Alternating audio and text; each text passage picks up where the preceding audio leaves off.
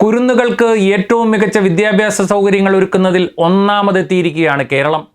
5000 കോടിയിൽ പരം രൂപയുടെ നിക്ഷേപമാണ് വിദ്യാലയങ്ങളുടെ ഭൗതിക സാഹചര്യ വികസനത്തിനായി ചെലവിട്ടത്. പുതിയ കാലത്തിൻ്റെ ഏതൊരു സാങ്കേതിക പരിഷ്കരണങ്ങളെയും ഉൾക്കൊള്ളാൻ പാകത്തിൽ ക്ലാസ് മുറികളെ സാങ്കേതിക സൗഹൃദമാക്കി മാറ്റിയത് ഇടതുമുന്നണി സർക്കാരിൻ്റെ നേട്ടമാണ്. ആധുനിക വിദ്യാഭ്യാസ പ്രക്രിയയ്ക്ക് വേണ്ട പരിശീലനം അധ്യാപകർക്കും പ്രാപ്യമാക്കിയിരിക്കുകയാണ് കേരളം.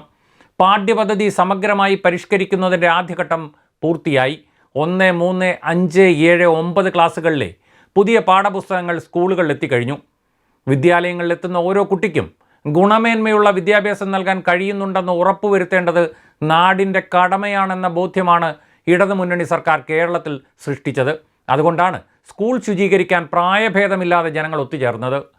പൊതുവിദ്യാലയങ്ങളെ മികവിൻ്റെ കേന്ദ്രങ്ങളാക്കി മാറ്റാൻ വിദ്യാലയങ്ങളിലെത്തുന്ന ഓരോ കുട്ടിയും കരിക്കുലം വിഭാവനം ചെയ്യുന്ന പഠന ലക്ഷ്യങ്ങൾ നേടുന്നുണ്ടെന്ന് ഉറപ്പാക്കണം.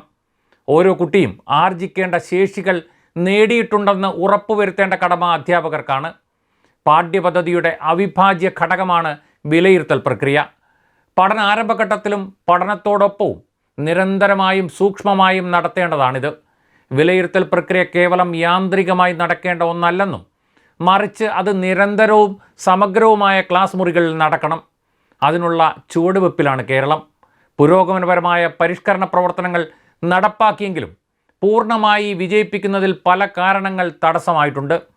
ഓരോ കുട്ടിയെയും കൃത്യമായി മനസ്സിലാക്കി അവരുടെ സമഗ്ര വികസനത്തിന് പിന്തുണ നൽകുക എന്ന വിലയിരുത്തൽ പ്രക്രിയയുടെ പ്രാഥമിക ധർമ്മത്തെ നാം ചില കാരണങ്ങൾ കൊണ്ട് ഗൗരവമായി സമീപിച്ചിട്ടില്ല. വ്യത്യസ്തമായ കഴിവും അഭിരുചിയുമുള്ള കുട്ടികളെ പരിഗണിക്കുന്നത് കൂടിയാകണം പരീക്ഷകൾ. കുട്ടികളുടെ ക്രിയേറ്റിവിറ്റിയും വിമർശനാത്മക ചിന്തയും കമ്മ്യൂണിക്കേഷനും സംഘപഠനവും ഈ മൂല്യനിർണ്ണയ പ്രക്രിയയിൽ പരിഗണിക്കപ്പെടണം. നമ്മുടെ നാട് ജനാധിപത്യ മൂല്യങ്ങൾക്ക് വില കൽപ്പിക്കുന്ന ഇടം കൂടിയായതിനാൽ വിശാലമായ ജനാധിപത്യ ചർച്ചകൾക്കൊടുവിൽ നമുക്ക് പരിഷ്കരണങ്ങളാകാം. ഒരു കുട്ടിയെയും തോൽപ്പിക്കാനല്ല ഈ പരിഷ്കാരങ്ങൾ. അവർ ആരും തന്നെ ജീവിതത്തിൽ തോൽക്കാതിരിക്കാനാണ്. അതിലേക്കുള്ള ചിട്ടയായ പ്രയാണമാണ് ഈ വർഷം തുടങ്ങുന്നത്.